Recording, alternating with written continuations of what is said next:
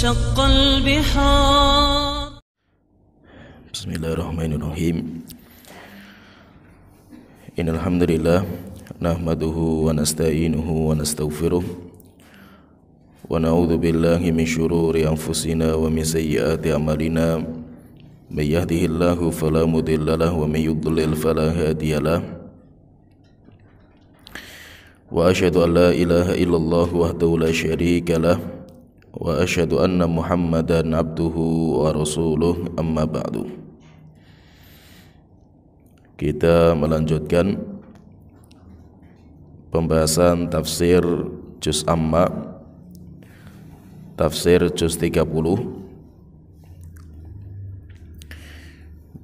Dan pada pembahasan sebelumnya, alhamdulillah kita sudah menyelesaikan tafsir surat Al-Bayyinah.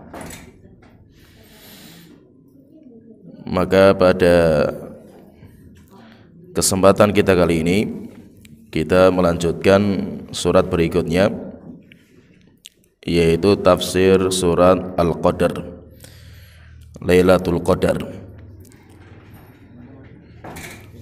Dan surat Al-Qadar merupakan surat Makkiyah, surat yang diturunkan sebelum hijrahnya Rasulullah SAW ke Madinah. Dan di surat ini Allah Ta'ala membicarakan secara khusus tentang keutamaan malam Lailatul Qadar yang jatuh di akhir bulan Ramadan. Allah Ta'ala berfirman, Bismillahirrahmanirrahim, Inna anzalnahu fi lailatul qadri. Sesungguhnya kami menurunkannya, yaitu menurunkan Al-Quran fi lailatul qadar, pada malam Lailatul Qadar. Wa ma adraka ma lailatul qadri. Apakah engkau tahu wahai Rasulullah, apa itu malam Lailatul Qadar? Lailatul Qadri khairun min alfi syahrin. Malam Lailatul Qadar, satu malam lebih baik daripada 1000 bulan. Tanazzalul malaikatu warruhu fiha biizni rabbihim min kulli amrin. Para malaikat turun, demikian juga ruh, yaitu malaikat Jibril. Demikian juga malaikat Jibril turun biizni rabbihim, dengan izin dari Allah Ta'ala, min kulli amrin, dari semua perintah Allah Ta'ala. Salamun hiya hatta matla'il fajri. Dan malam itu adalah malam keselamatan sampai terbitnya fajar. Ini surat Al-Qadar, 5 ayat yang semuanya membicarakan tentang keutamaan malam Lailatul Qadar. Malam Lailatul Qadar dinamakan dengan Lailah, Lailatul, yaitu dinamakan dengan Lailah. Lailah atau ditambahkan dengan tak marbutoh di akhir, kalau dalam bahasa Arab biasanya menunjukkan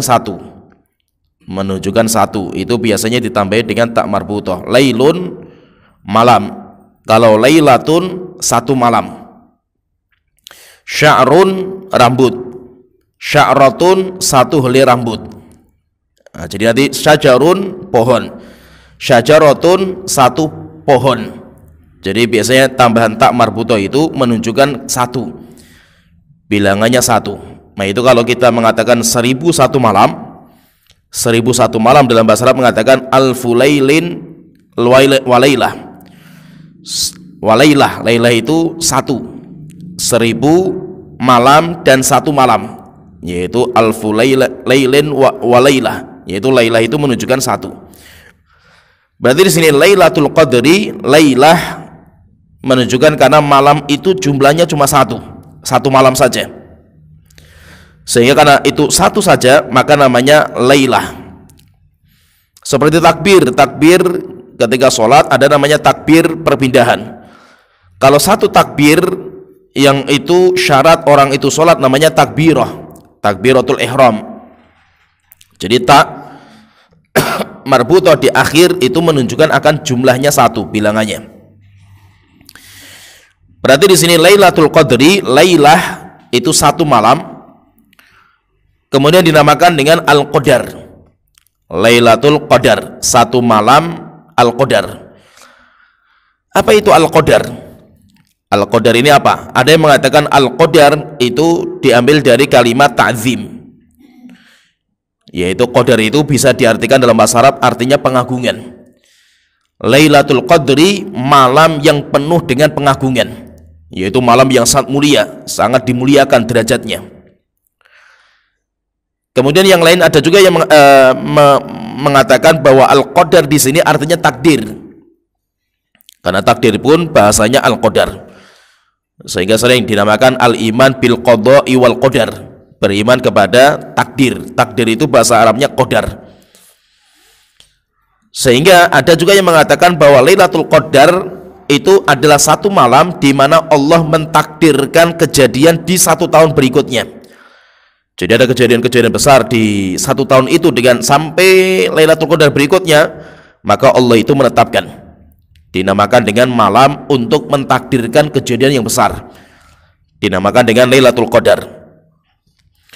Dan sebagian ulama mengatakan dua-duanya bisa, dua-duanya benar, yaitu malam itu adalah malam yang sangat mulia karena keutamanya besar, pahalanya besar, dan di malam juga Allah Ta'ala, di malam itu juga Allah mentakdirkan, yaitu di malam Lailatul Qadar itu nanti Allah mentakdirkan kejadian. Jadi kejadian-kejadian besar itu Allah tetapkan di malam Lailatul Qadar, sehingga dinamakan dengan malam itu namanya Lailatul Qadar, dinamakan dengan Lailatul Qadar, satu malam yang dinamakan dengan Al-Qadar. Qadar bisa diartikan dengan pengagungan atau kemuliaan, satu malam yang penuh dengan kemuliaan, atau Qadar satu malam yang penuh dengan takdirnya Allah Ta'ala. Allah Ta'ala berfirman, Inna anzalnahu fi Lailatul Qadri, sesungguhnya kami telah menurunkan Al-Quran pada malam Lailatul Qadar. Malam itu karena malam yang sangat mulia, sampai Allah memilih malam itu sebagai malam untuk diturunkan Al-Quran. Dalam ayat yang lain sampai Allah menjuluki malam itu dengan Lailatin Mubarakah, sebagaimana dalam surat Dukhan ayat ketiga Allah telah berfirman, Inna anzalnahu fi Lailatin Mubarakatin, kami telah menurunkan Al-Quran pada malam yang diberkahi, yaitu malam Lailatul Qadar itu saking mulianya sampai malam itu diberkahi sama Allah Ta'ala. Jadi Lailatul Qadar itu merupakan malam terbaik. Kenapa kok merupakan malam yang terbaik? Alasan yang pertama di sini sebutkan Inna anzalnahu fi Lailatul Qadar, karena di malam itu Allah memilih malam itu untuk menurunkan Al-Quran. Jadi Al-Quran itu merupakan kitab suci yang sangat mulia, kitab suci yang paling mulia. Maka Allah memilih yang menyertai kitab suci itu hanya yang mulia saja, yang paling mulia saja.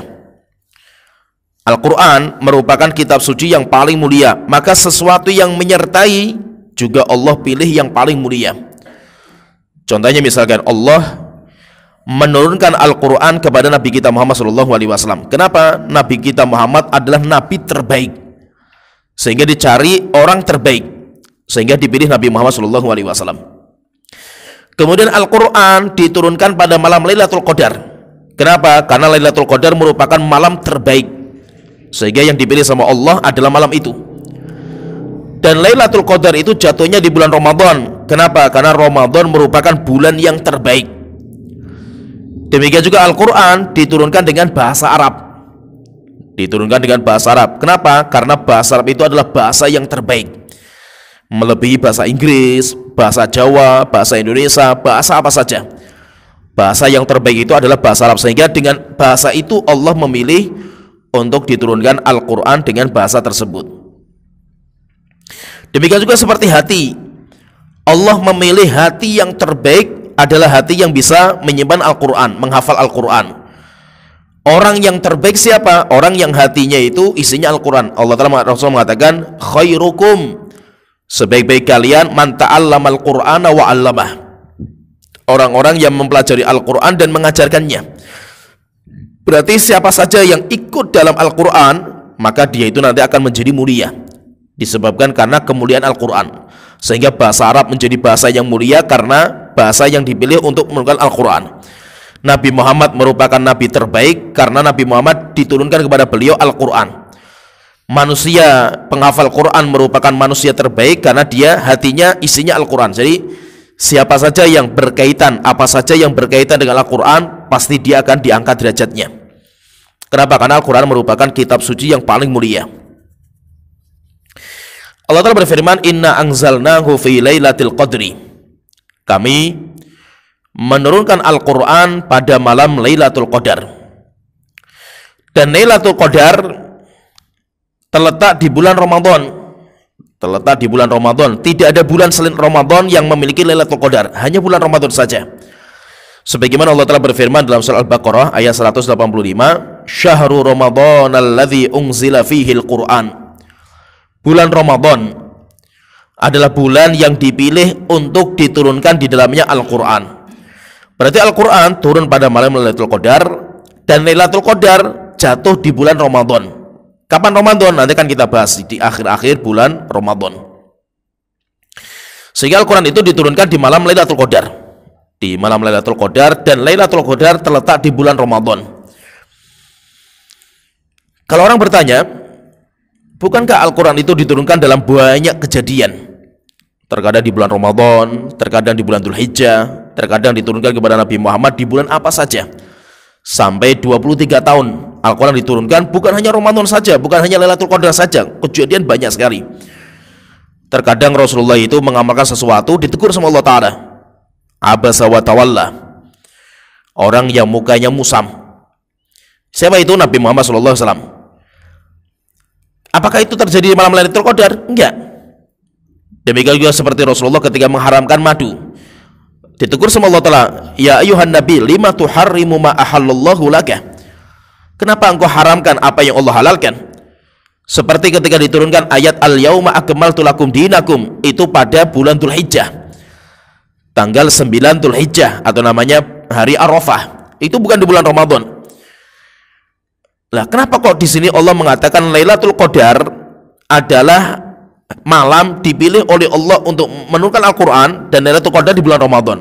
Padahal kenyataannya Al-Quran itu diturunkan dalam banyak bulan, Ramadan dan selain Ramadan. Terus bagaimana kita menggabungkan antara ayat ini dengan kejadian yang nyata bahwa Al-Quran diturunkan di dalam banyak bulan, bukan hanya di bulan Ramadan? Maka kita katakan maksudnya Al-Quran diturunkan pada malam Lailatul Qadar, maksudnya diturunkan dari Lauhul Mahfud sampai ke langit dunia, sampai ke langit pertama, itu pada malam Lailatul Qadar. Sedangkan dari langit dunia sampai ke bumi sampai ke Nabi Muhammad maka itu di semua bulan, mau bulan Ramadan atau bulan yang lain, selama 23 tahun. Berarti menunjukkan apa? Penurunan Al-Quran itu 2 kali. Al-Quran itu diturunkan 2 kali, dari Lauhul Mahfud sampai ke langit dunia atau langit pertama, itu malam Lailatul Qadar. Dari langit dunia atau langit pertama sampai ke Nabi Muhammad, itu di bulan-bulan yang ada, kejadian-kejadian yang ada selama 23 tahun. Sebagaimana Abdullah bin Abbas radhiyallahu anhuma, beliau berkata, anzalallahu al-Qur'ana jumlatan wahidatan minal lauhil mahfud ila baitil izzati minas sama'i dunya. Allah menurunkan Al-Quran satu paket. Jadi Al-Quran 30 juz, satu paket Allah turunkan dari Lauhul Mahfud sampai ke Baitul Izzah. Baitul Izzah itu kayak Ka'bah, di dalamnya ada Ka'bah, kemudian ada masjid, tapi itu terletak di langit ke-1. Jadi langit itu, setiap langit itu ada Ka'bah. Seperti kita di bumi kita itu ada Ka'bah. Ka'bah kita itu di Ka'bah kemudian dikelilingi sama masjid. Dinamakan masjidnya itu dengan namanya Baitul Haram. Namanya masjidnya namanya Baitul Haram. Kalau Ka'bahnya namanya Ka'bah, cuma masjidnya itu namanya Baitul Haram. Kemudian Ka'bah kita ini kalau ditarik ke atas sampai ke langit pertama, maka nanti Ka'bah di langit pertama itu ada Ka'bah. pas di atasnya Ka'bah kita. Nanti ada Ka'bah di langit pertama, setelah itu ada masjid yang mengelilingi kayak kita lah, kayak Baitul Haram. Tapi kalau langit pertama itu namanya Baitul Izzah. Masjidnya itu namanya Baitul Izzah. Kemudian nanti ditarik ke atas lagi, ada Ka'bah langit kedua, ketiga, keempat, sampai ketujuh. Di langit ketujuh itu juga ada Ka'bahnya, ada masjidnya juga. Kalau masjidnya itu namanya Baitul Ma'mur. Namanya Baitul Ma'mur, dan Nabi Muhammad pernah masuk ke Baitul Ma'mur. Rasulullah pernah ketika Isra Mi'raj, beliau masuk ke Baitul Ma'mur. Rasulullah melihat bagaimana indahnya Baitul Ma'mur. Jadi begitu kalau diteliti sama para ilmuwan, titik 0 derajat atau sebagai pusaran bumi. Jadi pusaran bumi itu di Ka'bah. Dan hampir semua para ilmuwan zaman sekarang mereka menetapkan bahwa titik 0 derajat itu di Ka'bah. Berbeda dengan penelitian zaman dulu, di mana banyak para ilmuwan zaman dulu yang menetapkan titik 0 derajat itu di Greenwich. Tetapi itu terbantahkan. Berarti titik 0 derajat yang itu menjadi pusaran bumi, pusaran alam semesta dari bumi sampai ke langit, itu titik 0 derajatnya itu nanti di Ka'bah. Jadi Ka'bah itu di bumi. Di langit pertama juga ada Ka'bah, langit kedua sampai langit ketujuh itu ada Ka'bah. Abdullah bin Abbas beliau mengatakan Allah menurunkan Al-Quran satu paket 30 juz, diturunkan dari Lauhul Mahfuz sampai ke Ka'bah atau masjid namanya Baitul Izzah yang ada di langit pertama. Itu diturunkan satu paket Al-Quran 30 juz. Thumma nazala mufassalan bihasabil waqa'i. Setelah itu dari Baitul Izzah ini, Baitul Izzah yang ada di langit pertama, baru nanti diturunkan kepada Nabi Muhammad di bumi sesuai dengan kejadian-kejadian yang ada, yaitu satu ayat turun, nanti ayat berikutnya turun, nanti ayat berikutnya turun, sesuai dengan apa yang Allah telah kehendaki. Selama berapa? Selama fi thalathin wa isyrina sanatan ala Rasulillah, selama 23 tahun. Di 23 tahun tidak diturunkan satu paket, tidak, tetapi diturunkan ayat ini, nanti ayat ini lagi turunkan, nanti ayat ini turunkan. Bahkan diturunkan itu enggak tertib. Al-Quran 30 juz itu bukan berarti juz pertama itu adalah ayat-ayat yang awal kali turun, enggak. Terkadang diturunkan ayat ini, Rasulullah mengatakan letakkan ayat ini di juz ini, letakkan ayat ini di juz ini.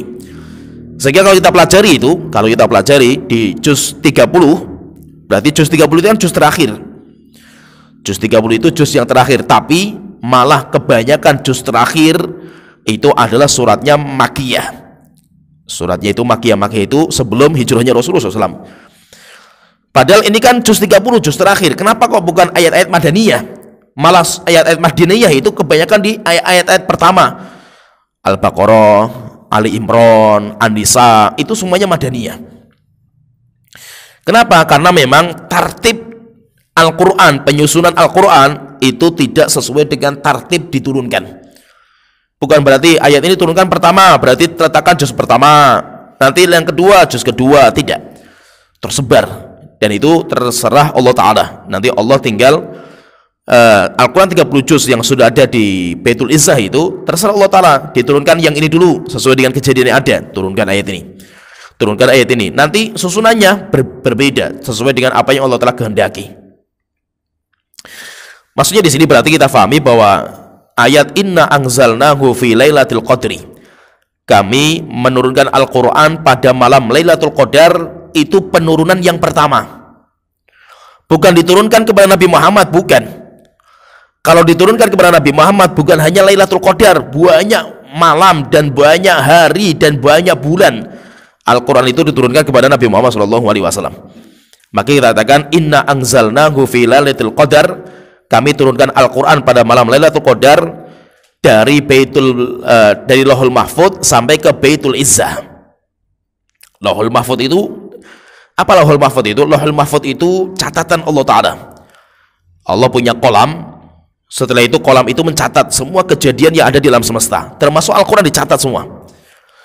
Tidak ada yang tahu di Lauhul Mahfuz kecuali hanya Allah. Malaikat saja nggak ada yang tahu. Nanti dari Lauhul Mahfuz diturunkan sampai ke Baitul Izzah itu 30 juz. Lah ini yang dimasukkan dengan ayat ini. Inna anzalnahu fi lailatul qadar, itu dimasukkan dari Baitul Ma'mur, dari Lauhul Mahfud sampai ke Baitul Izzah. Itu maksudnya ini. Sedangkan dari Baitul Izzah sampai ke Nabi Muhammad, turun ke Nabi Muhammad, bukan ayat ini. Ayat ini tidak bicara tentang turunnya Al-Quran kepada Nabi Muhammad, bukan.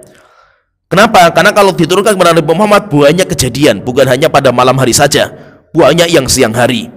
Bukan hanya di bulan Ramadan saja, banyak bulan. Bukan hanya pada malam Lailatul Qadar saja, banyak malam-malam diturunkan kepada Nabi Muhammad SAW.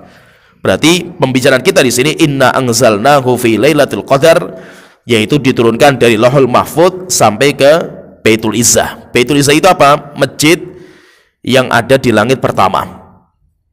Yang kita dapatkan cuma 2 saja nama masjid yang ada di langit. Langit ada 7, cuma yang kita dapatkan namanya cuma 2. Yang pertama namanya Baitul Ma'mur, itu di langit ke-7. Kemudian Baitul Izzah di langit pertama. Cuma langit kedua, ketiga, keempat sampai ke-6 namanya apa masjidnya?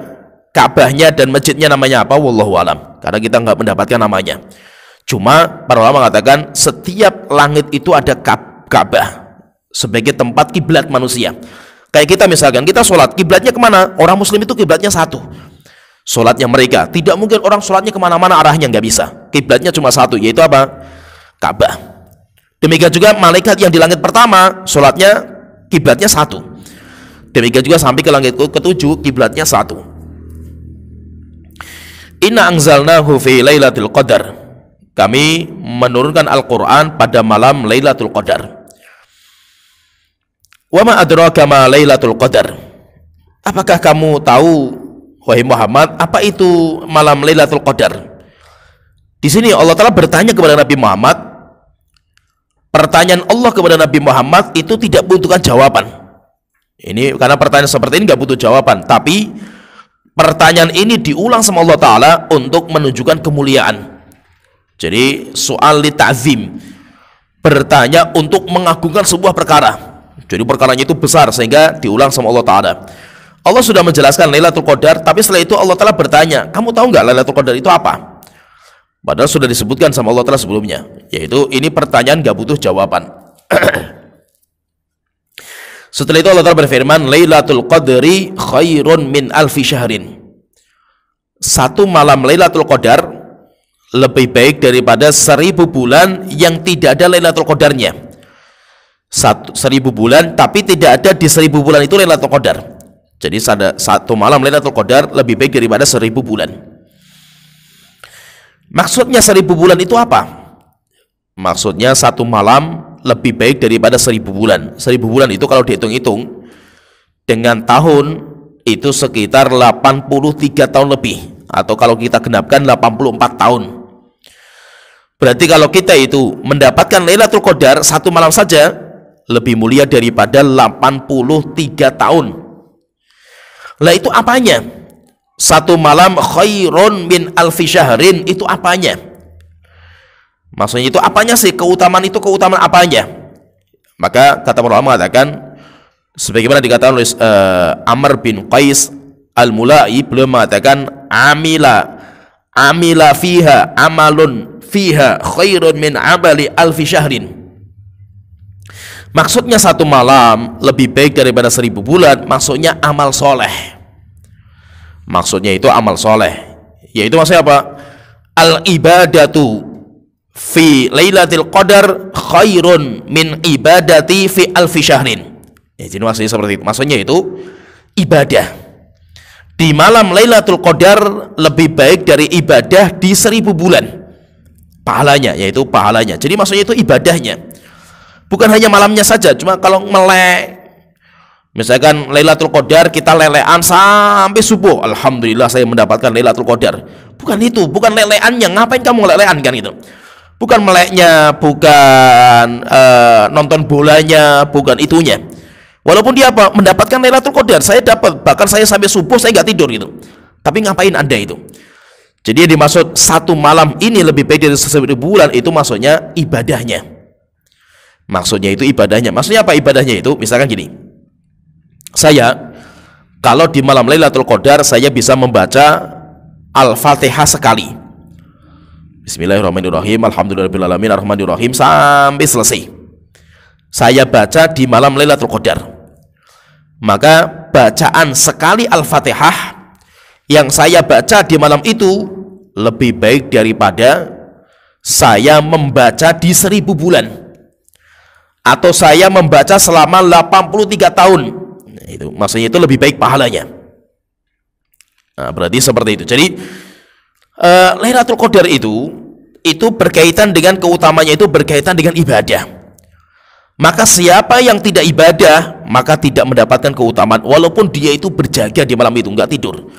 Tapi kalau dia itu nggak tidurnya itu bergadangnya karena ya amal yang sia-sia, maka dia tidak mendapatkan pahala sama sekali, tidak mendapatkan Lailatul Qadar. Siapa yang mendapatkan? Yang beramal soleh. Yang mendapatkan malam Lailatul Qadar itu yang beramal soleh. Dan Lailatul Qadar itu berkaitan dengan pelipatan pahala. Jadi Lailatul Qadar itu berkaitan dengan pelipatan pahala amal. Jadi kalau kita punya amal soleh, kemudian dilipat gandakan pahala kita. Jadi gini, misalkan gini, saya kalau beramal satu amalan, saya sodako, saya baca Quran, saya berzikir, atau saya sholat, atau apa saja. Saya sholat, misalkan saya sholat 2 rakaat. Saya sholat 2 rakaat, pahalanya melebihi, yaitu pahalanya berarti kalau 1000 bulan, 1 bulannya 29 hari, berarti saya memiliki pahala 29.000. Saya itu membaca sekali, pahalanya seperti saya membaca 29.000 hari kali. Karena kan itu 1 bulan, 1000 bulan. 1000 bulan, 1 bulan 29. Berarti kalau 1000 berarti kan 29.000. Berarti saya membaca sekali, pahalanya melebihi saya membaca 29.000 kali. Ya, jadi pahalanya seperti ini. Jadi berkaitan dengan pahala. Dan yang seperti ini, amal-amal yang seperti ini bukan hanya Lailatul Qadar. Amal yang seperti ini bukan hanya Lailatul Qadar. Ada juga amal-amal yang pahalanya seperti itu. Seperti misalkan Rasulullah mengatakan, ribatu lailatin fi sabilillah khairun min alfi lailatin fi ma siwahu minal manazil. Orang bergadang untuk menjaga perbatasan kaum muslimin, orang-orang yang militer itu, yang mereka itu ditugaskan untuk menjaga perbatasan. Orang yang menjaga perbatasan, dia bergadang 1 malam lebih baik daripada 1000 malam. Berarti 1000 malam. Jadi maksudnya pahalanya. Seperti misalnya orang yang sholat di Masjidil Haram, Rasulullah mengatakan 1 rakaat yang dikerjakan di Masjidil Haram lebih baik daripada 100.000 rakaat di masjid yang lain. Berarti 100.000 berarti kan luar biasa, itu pelipatannya luar biasa banyaknya. Seperti misalkan orang yang dia itu berangkat ke masjid di hari Jumat. Kalau dia itu jalan kaki, orang berangkat ke masjid jalan kaki di hari Jumat, Rasulullah mengatakan innahu yuktabu lahu amalu sanatin. Orang yang berjalan kaki menuju masjid dari Jumat, 1 langkahnya dicatat seperti puasa setahun dan seperti sholat malam setahun, 1 langkahnya. Itu beda nanti langkah kaki menuju masjid di sholat Jumat dengan sholat jamaah itu beda. Nah itu fahami ya, kalau sholat Jumat, demikian juga sholat jamaah, disunahkan sholat di masjid yang terdekat, di mana kita itu bisa menjalankan sholat dengan jalan kaki. Kita sholat dengan jalan kaki menuju masjid itu lebih baik daripada kita naik kendaraan. Nah kalau kita naik kendaraan, kita mendapatkan pahala ini enggak? Tidak mendapatkan pahala 1 langkahnya.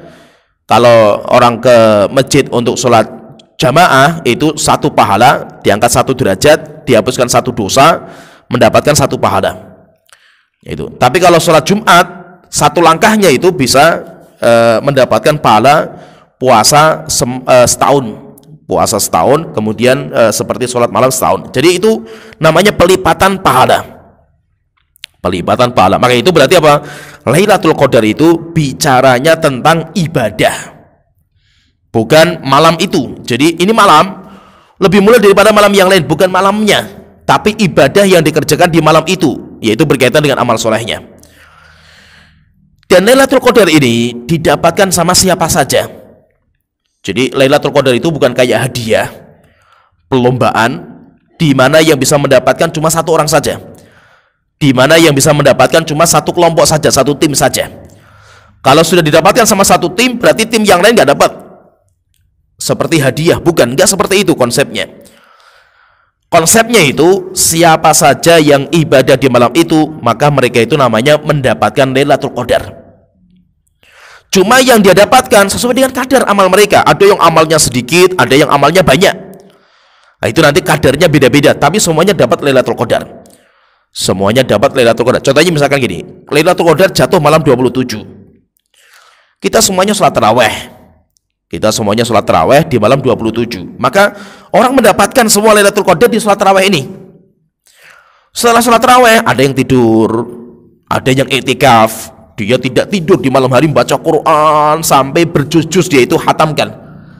Maka orang yang dia itu bergadang untuk membaca Quran, maka dia mendapatkan pelipatan ganda yang lebih banyak daripada orang yang tidur.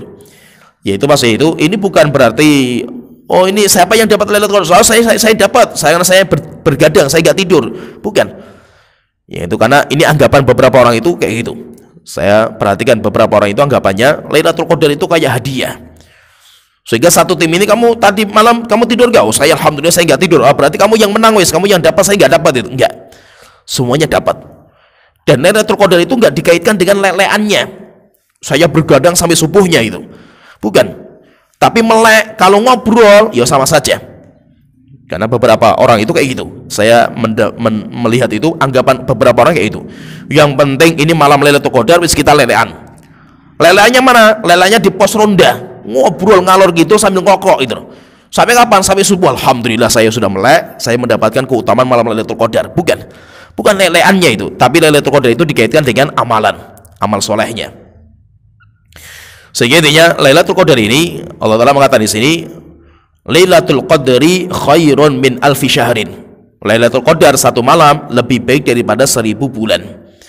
Yaitu 1000 bulan, di mana bulan 1000 bulan ini tidak ada Lailatul Qadar. Kalau ada Lailatul Qadar ya kalah, satu malam kalah dengan Lailatul Qadar yang lain. Tetapi itu Lailatul Qadar di mana lebih dari 1000 bulan yang tidak ada Lailatul Qadar di dalam bulan itu. Maka siapa yang Allah Ta'ala berikan hidayah bisa hidup di malam Lailatul Qadar, itu kesempatan terbaik. Perbanyak kita itu ibadah sebanyak-banyaknya di malam Lailatul Qadar. Setelah itu Allah Ta'ala berfirman, tanazzalul malaikatu warruhu fiha bi'izni rabbihim min kulli amr. Para malaikat turun, demikian juga atau namanya Roh Kudus. Roh Kudus itu yaitu malaikat Jibril. Malaikat dan malaikat Jibril turun. Kalau roh di sini itu adalah malaikat Jibril, berarti itu dinamakan dengan atful khos alal am, menisbatkan sesuatu yang khusus kepada yang umum. Malaikat Jibril itu malaikat. Sudah disebutkan lafaz malaikat sebelumnya, malaikat pada turun, demikian juga malaikat Jibril. Malaikat Jibril juga malaikat. Tapi kenapa kok malaikat Jibril disendirikan dalam penyebutan? Karena menunjukkan tentang keutamanya malaikat Jibril dibandingkan dengan malaikat-malaikat yang lain. Jadi yang dimaksud dengan roh di sini itu adalah malaikat Jibril, bukan roh itu adalah roh manusia. Roh-roh manusia yang sudah pada meninggal dunia dalam kubur, setelah itu mereka pada turun semuanya di malam Lailatul Qadar, bukan. Jadi roh di sini itu adalah malaikat Jibril. Tidak ada ulama yang mengatakan roh di sini itu adalah rohnya manusia. Kenapa? Manusia yang sudah meninggal dunia, wa min waraihim barzakhun ila yaumi yub'atsun. Orang-orang yang sudah meninggal dunia, mereka ada dinding yang membatasi mereka dari alam kubur dengan alam dunia, sehingga tidak mungkin mereka itu menyatu di alam dunia. Sehingga roh di sini itu bukan rohnya manusia yang meninggal dunia, bukan. Tetapi roh di sini itu adalah malaikat Jibril. Dan di sini kalau kita sebutkan di sini, Allah menyebutkan tentang turunnya malaikat itu dengan bahasa tanazzal. Tanazzalu, bukan nazala yanzilu, tanzilu, bukan nazala yanzilu. Nanti bahasa Arab itu banyak, kalimat turun itu banyak. Seperti naik pun juga banyak. Naik itu bisa so'ada, bisa irtafa'a, bisa banyak sekali bahasanya itu. Nah di sini ada kalimat nazala yanzilu, ada tanazzal yatanazzalu. Jadi ada nazala yanzilu, ada tanazzal. Bedanya apa itu? Kalau nazala yanzilu, Misalkan ana angzilu minasayyarati, saya turun dari mobil. Maksudnya apa saya turun itu? Saya turun itu bareng, jasad saya turun semua, jeret. Dalam sekali waktu, itu namanya nazala yanzilu. Sedangkan tanazal itu turunnya nggak sekali, turun, jadi seperti nggak satu waktu. Jadi turunnya mereka itu kayak air hujan, satu terus seperti sampai jumlahnya banyak sekali, sehingga dinamakan dengan tanazzalul malaikatu warruh. Para malaikat turunnya bergantian, yaitu turunnya itu kayak turunnya air hujan, tidak satu waktu turun bareng kayak satu gerbong turun semuanya, enggak, tapi turunnya mereka itu seperti air hujan yang satu tetes dengan satu tetes itu turun. Tanazzalul malaikatu warruhu fiha, para malaikat semuanya turun. Dan ketika turun, kenapa turun? Bi'idzni rabbihim, karena Allah mengizinkan mereka. Berarti menunjukkan bahwa malaikat itu mereka tidak boleh turun ke bumi kalau tidak mendapatkan izin dari Allah Ta'ala. Demikian juga manusia tidak boleh naik ke atas langit sebelum mendapatkan izin dari Allah Ta'ala. Kenapa? Karena kita punya tempat tinggal masing-masing. Manusia, jin itu tempat tinggalnya di bumi, sehingga tidak boleh sembarangan naik ke atas langit, gak boleh. Maka dengan teknologi canggih, manusia secanggih-canggihnya tidak akan bisa nembus sampai ke langit pertama. Kenapa? Karena itu bukan tempatnya manusia. Maka manusia yang pengen nembus sampai ke langit pertama harus mendapatkan izin dari Allah Ta'ala. Oleh itu Nabi Muhammad SAW ketika Isra Mi'raj, karena hanya satu-satunya Nabi atau satu-satunya manusia yang bisa nembus sampai ke langit ketujuh, itu kan hanya Nabi Muhammad SAW. Kalau Nabi Isa nembus, tapi Nabi Isa nggak sampai ke langit ketujuh. Nabi Isa sampai ke langit dunia. Nabi Isa kan masih hidup. Nabi Isa itu kan dia masih hidup. Dia sekarang tinggalnya di langit kedua. Cuma Nabi Isa tidak bisa nembus sampai ke langit ketiga, keempat, sampai ketujuh, nggak bisa. Karena Nabi Isa cuma diizinkan di langit kedua saja. Sedangkan Nabi Muhammad sampai nembus langit ketujuh, sampai ke Sidratul Muntaha. Rasulullah itu sampai tinggi sekali. Maka ketika Nabi Muhammad itu Isra dan Mi'raj, Isra itu perjalanan dari Mekah menuju Baitul Maqdis di malam hari, itu namanya Isra. Isra-nya Rasulullah naik buruk. Jadi Rasulullah naik buruk itu untuk Isra-nya saja, dari Masjidil Haram sampai Masjid Aqsa. Itu Isra, Rasulullah naik kendaraannya namanya buruk. Setelah itu Rasulullah sampai di Masjidil Aqsa, buruknya diikat. Setelah itu Rasulullah naik dari Masjidil Aqsa sampai nembus ke langit ketujuh tanpa buruk, karena buruk tidak diizinkan naik. Sehingga ketika Rasulullah naik ke atas sama malaikat Jibril, nembus sampai ke langit pertama. Setelah itu diketuk pintu gerbangnya. Maka malaikat bertanya, "Man anta?" Siapa kamu yang mengetuk? Maka malaikat Jibril mengatakan, "Saya Jibril." Ditanya lagi sama penjaganya, "Wa man ma'aka?" Kamu bersama siapa? Jibril mengatakan, "Muhammad, saya bersama Muhammad." Ditanya lagi, "Waqad udhina ilaihi?" Apakah sudah diizinkan Muhammad naik ke atas langit sama Allah Ta'ala? Maka malaikat Jibril mengatakan, "Sudah." Akhirnya baru dibuka pintu gerbang. Setelah itu Rasulullah nembus ke langit pertama, sampai naik lagi, nanti ketemu sama Nabi Adam. Naik lagi sampai ke pintu gerbang langit kedua. Ditanya lagi, "Man anta?" Siapa kamu yang mengetuk? Jibril. "Bersama siapa kamu?" "Bersama Muhammad." "Apakah kamu sudah diizinkan naik ke langit kedua ini?" "Sudah." Dibukakan pintu gerbangnya. Setelah itu ketemu sama Nabi Isa sama Nabi Yahya. Terus nanti langit ketiga kayak itu, ditanya lagi, "Sudah diizinkan belum Muhammad itu naik ke atas langit?" Berarti menunjukkan apa? Orang manusia dunia tidak boleh sembarangan naik ke atas langit. Apalagi orang-orang kafir, tidak mungkin sama sekali. Kalau orang mengatakan, kan itu ada orang-orang yang bisa naik ke rembulan, ya NASA misalkan, sampai bisa ke rembulan. Kita katakan rembulan belum sampai ke langit dunia, belum sampai ke langit pertama. Bintang, tata surya itu hanya baru sampai di tengah-tengah antara langit dan bumi, belum sampai ke langit. Sampai nembus langit pertama nggak akan bisa, karena langit pertama itu ada pintu gerbang dan ada penjaga. Tidak boleh seorang pun boleh masuk ke sana, nggak boleh. Demikian juga malaikat itu tempatnya di atas langit. Malaikat tidak boleh turun ke bumi kalau tidak Allah izinkan. Sehingga tidak sembarangan malaikat tiba-tiba turun ke bumi karena kehendak sendiri, nggak boleh. Kenapa? Karena malaikat tinggalnya di atas langit. Maka ada malaikat yang nggak pernah turun ke bumi. Ada juga malaikat yang turunnya ke bumi ketika Lailatul Qadar saja. Ada juga malaikat yang dia itu tinggalnya di bumi karena bawa tugas, ada misi dia itu. Seperti malaikat Jibril, seperti malaikat penjaga janin, malaikat penjaga gunung.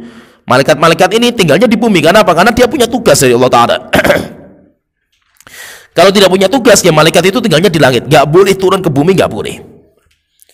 Oleh itu pernah suatu ketika Rasulullah bersama malaikat Jibril, tiba-tiba kayak ada pintu gerbang, suara pintu gerbang terbuka. Akhirnya Rasulullah ditanya sama malaikat Jibril, "Wahai Muhammad, kamu tahu nggak suara apa ini?" Rasulullah mengatakan, "Saya nggak tahu, wallahu alam." Malaikat Jibril mengatakan, "Wahai Muhammad, ini pintu gerbang langit dibuka." Suaranya seperti itu. Jadi kalau pintu langit dibuka itu suaranya seperti itu. Setelah itu kata malaikat Jibril, "Wahai Muhammad, itu datang satu malaikat, yang malaikat itu," kata malaikat Jibril, "tidak pernah turun ke bumi sama sekali. Dia hanya turun sekarang ini. Dibukakan pintu gerbang, akhirnya turun. Dan dia diutus sama Allah Ta'ala untuk menyampaikan kabar kepada engkau dan menyampaikan misi kepada engkau." Setelah itu turunlah malaikat ini turun. Setelah itu mengucapkan salam kepada Nabi Muhammad. Rasulullah menjawab salamnya. Setelah itu malaikat mengatakan, "Wahai Muhammad, absyir binurain." Kabar gembira, saya diutus sama Allah Ta'ala untuk menyampaikan kabar gembira kepada engkau dengan dua cahaya. Engkau diberikan sama Allah dua cahaya. Lam yu'tohuma ahadun minal anbiya'i qablaka. Dua cahaya itu tidak pernah Allah berikan kepada seorang nabi pun sebelum engkau, wahai Muhammad. Dan itu kabar gembira untuk kamu. Yaitu apa? Surat Al-Fatihah dan dua ayat terakhir surat Al-Baqarah. Itu hadiah yang Allah telah berikan kepada Nabi Muhammad SAW. Setelah itu apa? Malaikat naik lagi ke atas langit, selesai lah. Setelah itu selesai.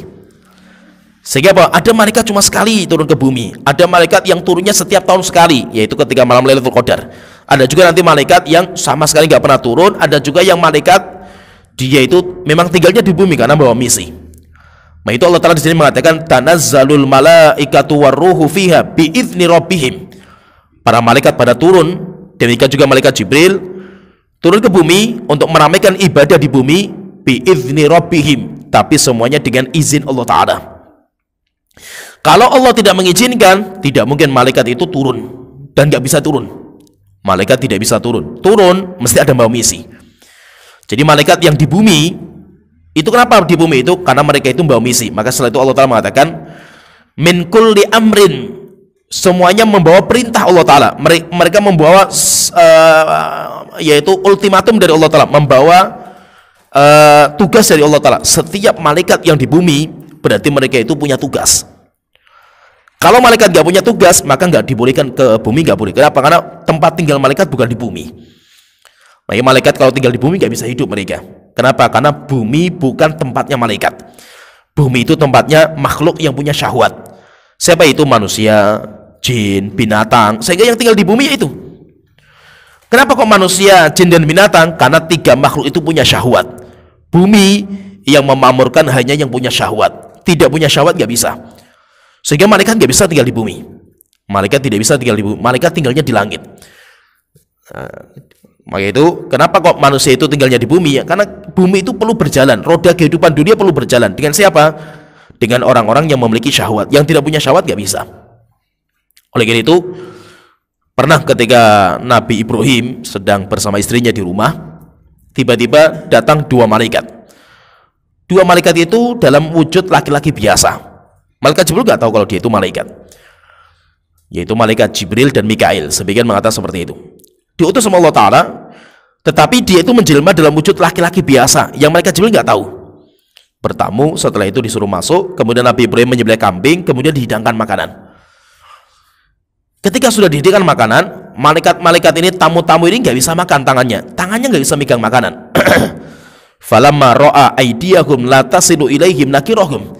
Ketika malaikat Jibril melihat tamu-tamunya tangannya nggak bisa megang makanan, Nabi Ibrahim itu terheran-heran. Sampai akhirnya Nabi Ibrahim takut, ini siapa ini orang-orang ini? Akhirnya ditanya, Allah takulun, kenapa kalian nggak makan? Ayo makan. Mereka nggak bisa makan, sama sekali nggak bisa makan. Megang makanan saja nggak bisa mereka ini. Akhirnya setelah itu baru cerita, "Wahai Ibrahim, kami itu malaikat." Baru akhirnya Nabi Ibrahim tahu mereka itu malaikat. Setelah itu mengatakan, "Saya diutus sama Allah Ta'ala untuk membawa dua misi." Misi yang pertama, saya diperintahkan untuk menyampaikan kabar kepada kamu dan istri kamu kalau kamu nanti akan punya anak laki-laki. Istrinya kaget, istrinya sedang masak di belakang di dapur.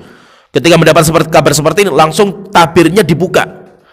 Setelah itu bertanya sama malaikat, "A'alidu wa ana ajuzun?" Wahai para malaikat, apakah mungkin saya bisa punya anak, saya bisa hamil? Saya sudah tua renta seperti ini dan saya orang mandul gitu. Demikian juga suami saya sudah tua. Maka malaikat mengatakan, itu sudah Allah takdirkan dan Allah berikan ini sebagai karunia kepada ahlul baitnya Nabi Ibrahim. Setelah itu ditanya, terus misi kamu yang kedua apa wahai malaikat? Kata dia, saya akan mendatangi rumahnya Nabi Lut dan saya diperintahkan untuk mengazab yaitu kaum Sadum, kaumnya Nabi Lut. Maka Nabi Ibrahim bertanya, kan di sana ada Nabi Lut. Maka malaikat mengatakan, wahai Ibrahim, kami tahu siapa yang akan kami azab. Siapa yang akan kami azab dan siapa yang kami selamatkan kami tahu.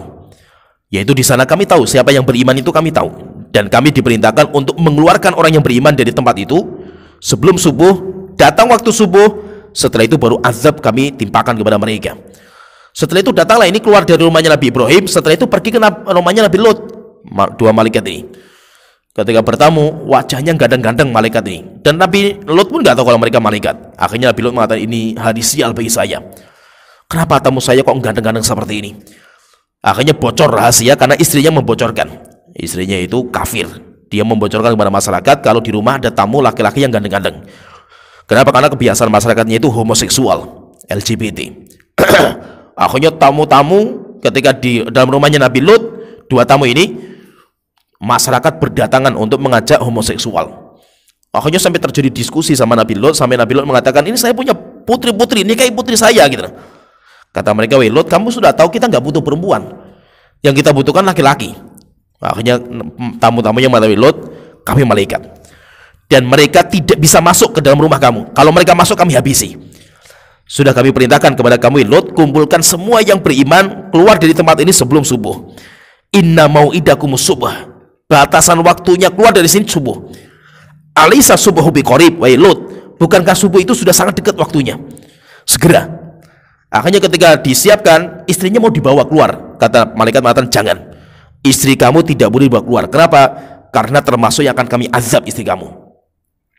Akhirnya ketika mereka keluar, kata malaikat mengatakan, jangan sampai ada satu orang yang menoleh ke belakang. Jalan saja ke depan, jangan melihat ke belakang. Kenapa? Karena azabnya mengerikan. Akhirnya orang-orang yang beriman sama Nabi Lut, mereka keluar malam-malam hari. Mereka pada keluar supaya nggak ketahuan, sampai mereka bisa keluar dari kota itu subuh.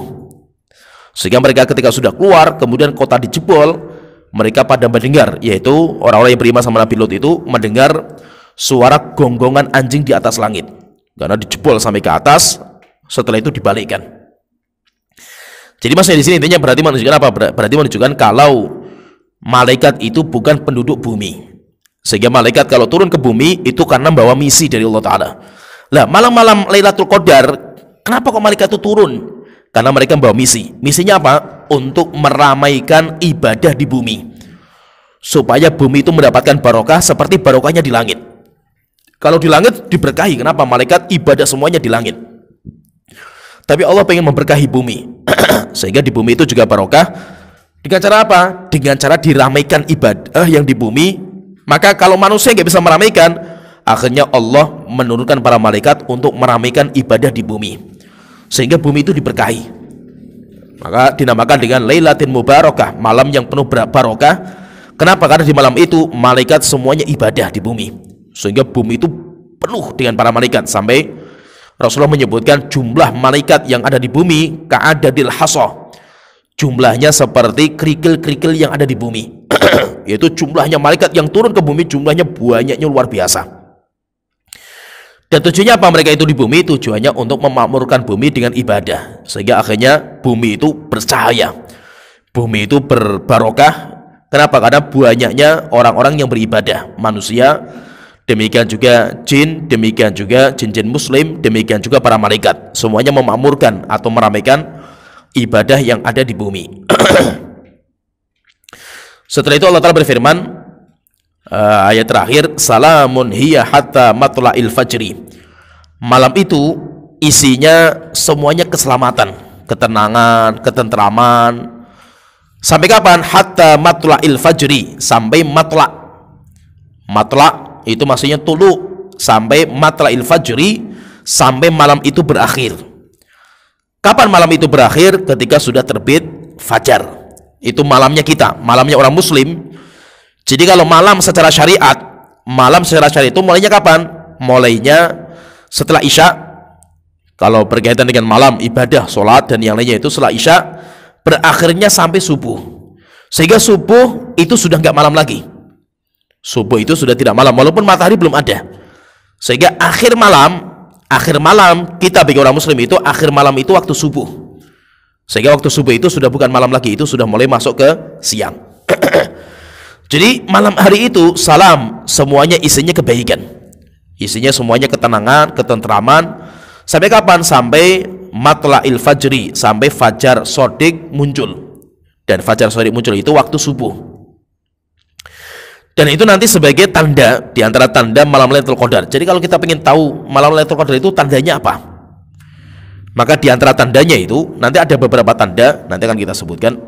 Tapi diantara tandanya itu apa? Kita itu mendapatkan ketentraman, ketenangan jiwa. Terasalah malam itu beda dengan malam yang lain. Dan itu terasa bagi orang yang ibadah. Apalagi kita yang masa itu orang-orang yang biasa itikaf. Orang-orang yang biasa itikaf nanti akan terasa itu. Jadi malam ketika kita itikaf 10 hari ya, full kita itu itikaf di malam hari itu, kita itu nanti akan merasakan ada satu malam yang dari 10 itu malam yang paling lezat, di mana kita itu hati kita merasa tentram, di mana kita itu bahagia untuk ibadah, kita itu semangat sekali ibadahnya, nggak ngantuk, suasananya nggak panas, nggak dingin, seger, badan kita itu ibadah itu enak sekali, dan rasanya itu kok nggak ngantuk-ngantuk gitu.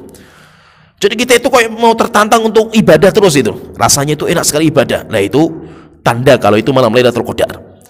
Jadi tanda kalau itu malam Lailatul Qadar itu akan dirasakan sama orang-orang yang ibadah, yaitu apa? Akan merasakan ketenangan jiwa, hatinya tentram, jiwanya tenang. Nah itu diantara tanda kalau itu adalah malam Lailatul Qadar. Dan ada tanda yang lain nanti akan kita sebutkan. Ya, kita lanjutkan. Tadi telah kita sebutkan surat Al-Qadar, bahwa malam Lailatul Qadar adalah malam yang diberkahi. Sampai kapan? Sampai hatta matla'il fajri, sampai terbit fajar. Menunjukkan ketika sudah fajar, maka keutamaan Lailatul Qadar sudah berakhir. Sehingga ketika sudah fajar, maka tidak ada lagi malam Lailatul Qadar. Berakhirnya kapan? Berakhirnya ketika sudah terbit waktu fajar. Dan di antara tanda kalau malam yang kita kerjakan itu adalah malam Lailatul Qadar, para ulama menyebutkan ada 2 tanda. Sebagian nanti menyebutkan sampai ketiga, ada 3. Tapi ada 2 tanda yang paling masyhur. Yang pertama, ketenangan hati ketika kita beribadah di malam hari itu. Jadi ketika kita malam hari kita ibadah, rasanya senang sekali, hati kita itu gembira sekali. Nah, itu tanda kalau kemungkinan besar itu adalah malam Lailatul Qadar. Nah, kenapa kok kita itu mendapatkan ketenangan? Karena semangat, iman kita lagi naik. Jadi ibaratnya kayak gini lah, kayak ibaratnya itu kayak kita sholat tarawih. Kalau sholat tarawih itu banyak orang itu semangat kita ini. Demikian juga ketika malam Lailatul Qadar, ketika bumi itu banyak malaikat yang meramaikan dengan ibadah, akhirnya kita itu semangat, muncul rasa semangat, muncul rasa ya tenang, itu muncul. Dan kenapa kok kita itu bisa tenang, ibadah itu nyaman? Karena suhunya itu nggak terlalu dingin, nggak terlalu panas, jadi tengah-tengah, mu'tadil, yaitu suhunya itu pertengahan. Beda ketika misalkan malam hari itu panas rasanya itu, maka kita itu nggak bisa nyaman untuk ibadah. Atau malam hari itu dingin sekali, sehingga kita pun nggak bisa ibadah dengan nyaman. Tetapi suhunya itu pertengahan. Kemudian yang kedua, tanda setelah berakhirnya malam Lailatul Qadar. Tandanya dari mana kita tahu kalau malam tadi itu malam Lailatul Qadar? Kalau matahari itu terbit, sinarnya tidak terlalu terang. Jadi matahari terbit tapi matahari itu terbitnya kayak bulan purnama. Bulan purnama itu kalau muncul purnama, mata kita itu bisa melihat dan kita nggak pedas. Mata kita melihat dengan mata kita dan kita itu nggak pedas mata kita. Itu Lailatul Qadar itu malamnya kalau sudah berakhir, maka nanti diiringi dengan terbit matahari yang matahari itu bisa dilihat dengan mata. Nah itu biasanya kan ada di media sosial itu pas malam hari di akhir bulan Ramadan, itu kan nanti ada foto-foto matahari ketika terbit, foto tanggal 21, tanggal 22, itu nanti ada fotonya. Nah itu dari situ bisa dicek. Oh berarti tahun ini kemungkinan besar Lailatul Qadar itu jatuhnya pada tanggal atau malam misalkan 27. Kenapa? Karena pagi harinya matahari itu kayak ibaratnya itu kayak nampan yang kena sinar sehingga kita itu melihat itu enak. Jadi bukan kayak matahari yang bersinar terang sehingga mata kita kalau melihat itu sakit. Nah itu nggak seperti itu. Itu dua tanda. Jadi tanda yang pertama itu ketenangan hati orang yang ibadah di malam hari itu. Yang kedua, matahari terbitnya itu mata kita itu melihat itu nggak sakit. Kemudian yang ketiga, nanti ada lagi menambahkan yaitu adanya mimpi atau firasat. Munculnya mimpi atau firasat kuat. Jadi firasat kuat. Siapa itu? Kalau ini hanya orang-orang yang paling bertakwa. Jadi firasatnya kuat. Ini kemungkinan besar ini malam ini nih Lailatul Qadar itu. Itu namanya firasat. Dan firasat seorang muslim itu terkadang benar. Atau mimpi. Seorang muslim itu bermimpi bahwasanya Lailatul Qadar itu nanti akan jatuh pada tanggal sekian. Nah, itu mungkin. Nabi Muhammad juga pernah seperti itu. Rasulullah pernah bermimpi. Nah, berarti intinya Lailatul Qadar itu ada tanda-tanda. Kalau kita itu mendapatkan tanda-tanda itu, maka kita itu dianjurkan untuk ibadah sebanyak-banyaknya. Pertanyaan terus, ibadah yang harus kita kerjakan di malam Lailatul Qadar itu apa? Yang terbaik itu apa? Maka semua ibadah, semua kebaikan itu dianjurkan untuk kita amalkan. Kita yang dimudahkan untuk sholat, ya sholat. Yang dimudahkan untuk sodakoh, ya sodakoh. Yang dimudahkan untuk berzikir, ya berzikir. Apa saja dari kebaikan. Tapi kalau bisa diperbanyak untuk membasahi lisan kita dengan sebuah bacaan, doa khusus yang itu sangat dianjurkan dibaca ketika Lailatul Qadar. Apa doanya? Sebagaimana Aisyah radhiyallahu anha, beliau bertanya sama Rasulullah. Beliau bertanya, ya Rasulullah, jika seandainya in wafaqtu, ya Rasulullah, kalau seandainya saya itu bertepatan atau malam hari saya itu bertepatan in wafaqtu Lailatul Qadri, saya mendapatkan malam Lailatul Qadar, fama'du, apa yang harus saya baca ya Rasulullah? Maka Rasulullah mengatakan, quli, ucapkan, Allahumma innaka afuwun tuhibbul afa fa'fu anni.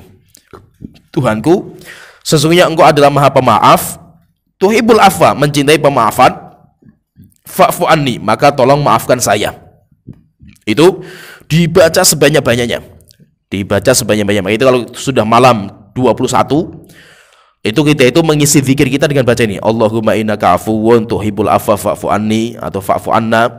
Baca ini sebanyak-banyaknya. Kenapa? Karena ini doa khusus yang sangat dianjurkan dibaca ketika malam Lailatul Qadar. Kalau kita itu bisa mengisi dengan yang lain, yang ada masalah. Kita mengisi dengan baca Quran atau kita mengisi malam Lailatul Qadar dengan sholat, nggak ada masalah. Sholat berapa jumlahnya nggak ada batasan. Tidak ada batasan. Misalkan gini, kita sholat biasanya kalau di beberapa masjid, kalau sudah 10 hari yang terakhir itu nanti sholat malamnya itu 2 kali. Di awal malam sering dinamakan tarawih, kemudian nanti di akhir malam sering dinamakan dengan qiyamul lail. Padahal sama saja, antara tarawih qiyamul itu sama saja, gak ada bedanya. Cuma banyak saya dapatkan masjid-masjid itu seperti itu. Kebiasaannya masjid-masjid kita itu kalau 10 hari yang terakhir itu nanti malam harinya di jam misalkan jam 2 atau jam setengah 3 itu nanti ada qiyamul lail. Nah, sekarang kalau seandainya misalkan saya itikaf, saya sudah sholat tarawih, kemudian nanti ada qiyamul lail lagi malam. Lah saya tengah-tengah ini juga mau sholat, saya mau isi dengan sholat lah itu. Boleh nggak? Boleh.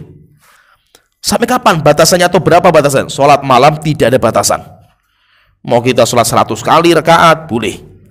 Apalagi di malam-malam yang mulia, yaitu malam-malam Lailatul Qadar itu kita sholatnya tidak ada batasan. Yaitu sampai kapan? Sampai kita capek lah, lelah. Itu tidak ada masalah. Kalau para sahabat, mereka kalau sholat malam di Ramadan itu mereka sholatnya 21 rakaat. Nah, itu di masyarakat kita kan sholatnya kan 21. Karena itu prakteknya sahabat. Demikian juga itu yang dijalankan juga di Masjidil Haram, Masjid Nabawi 21. Nah, dan itu pendapat jumhur. Jumhur ulama mengatakan bahwa sholat malam itu tidak ada batasan.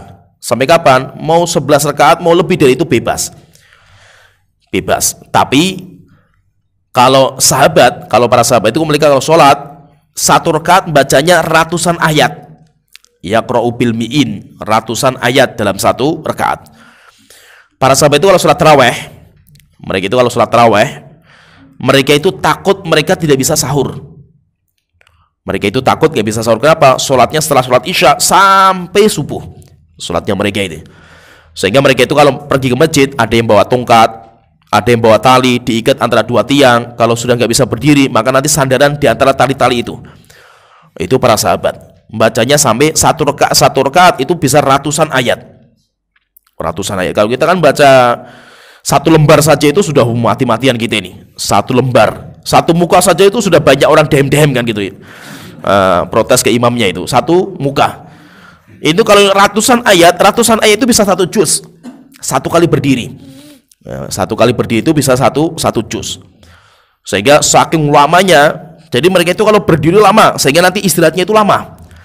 Kenapa kok terawih namanya terawih itu? Kenapa terawih namanya terawih itu? Karena istirahatnya lama. Jadi sholatnya itu 4 rakaat. Setelah 4 rakaat istirahat mereka lama sekali istirahatnya itu. Lah karena istirahat yang lama itu menunggu sholat berikutnya, maka sholatnya itu dinamakan dengan tarawih. Jadi tarawih itu karena istirahatnya. Kalau kita kan kayak nggak ada istirahatnya itu, karena bacanya cuma qul huwallahu ahad, nggak ada istirahatnya itu. Istirahatnya nggak ada. Sehingga karena nggak ada istirahatnya itu sebenarnya nggak layak dinamakan tarawih. Karena tarawih itu berkaitan dengan istirahatnya. Dan kita terasa, saya dulu ketika di Yaman ya, di Yaman itu kalau kita sholat dulu pas sebelum terakhir lah itu itikaf itu jadi kan yang jadi imam itu kan syekh kita itu kan sudah 30 juz mungkin bahasanya bagus-bagus. Jadi sholat itu terserah imam wis pokoknya itu. Jadi imam sholat, selesai sholat isya misalkan ini cerita di Yaman dulu ya. Imam minum kopi dulu, santai dulu, persiapan. Setelah itu langsung Allahu Akbar, berdiri Allahu Akbar, makmum semuanya maju semua. Sholat, Masya Allah lamanya luar biasa itu sholatnya itu. Jadi terkadang sholatnya itu bacanya pelan-pelan sampai kakinya itu gemeter. Yang paling susah itu kalau ruku. Kalau berdiri kita bisa lah, tapi kalau pas ruku, Masya Allah itu lus, kayak mau pingsan lah rukunya itu. Kalau sujud enak. Karena sujud itu kan enak kita bersandar di tanah. Tapi kalau rukuk kan enggak. Masya Allah. Nanti setelah 2 rakaat salam, setelah itu santai lagi. Akhirnya kita pada ke belakang. Santai-santai lagi. Nanti imamnya siap lagi. Allahu Akbar. Maju semua setelah itu. Sampai semalam itu nggak bisa kita hitung. Berapa sih kita sholat itu nggak terserah imam ya semuanya itu. Semampu imam. Dan itu sampai subuh kayak gitu terus kegiatannya itu. Kenapa? Karena memang jadi terkadang kita itu kalau melihat seperti kayak kok ada ya masa itu kebiasaan seperti itu. Memang di negeri Arab itu kalau bulan Ramadan itu kan musim panas, puncaknya musim panas itu Ramadan. Jadi kalau musim Ramadan atau musim panas itu mereka menjadikan malam seperti siang. Jadi kehidupan mereka itu di malam hari. Siang hari musim panas semuanya tidur. Nggak ada istirahat, tidak ada aktivitas, nggak ada. Semuanya tidur, dan tidur siang hari itu Masya Allah rasanya enak sekali. Kita tidur dari subuh sampai zuhur itu nggak ada rasanya itu. Nggak kayak kita pegel-pegel rasanya kalau tidur terlalu lama di siang hari kan. Nanti zuhur sampai asar tidur lagi kita ini, ya kan? Jadi kita tidurnya siang hari. Setelah itu dari asar sampai subuh kita nggak tidur. Dan biasa pasar-pasar yo buka semuanya di malam hari, jalan-jalan ramenya semuanya di malam full, nggak ada yang tidur. Malam hari itu nggak ada yang tidur. Itu kebiasaan mereka.